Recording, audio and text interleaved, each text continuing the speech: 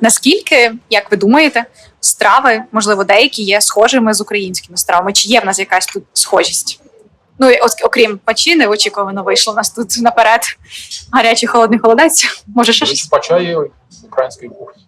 Я тут купив книжку «Українська кухня» і там чекаю, що буде, це стандартна кухня, а там, я не знаю, може 200 страв, і там типа поліська, закарпатська, подільська, придніпровська, чорноморська, кримська.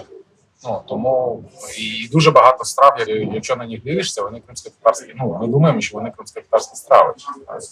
Особливо стосовно пачі, там є пача. Вона називається якось по-іншому, але це м'ясний суп з м'яса.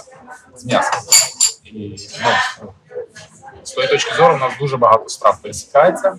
Є дуже багато страв, які не пересікаються. Тобто ця узбецька кухня, скажімо, вона окрема. Але навіть в цій книжці кримсько-татарська кухня – це частина української кухні.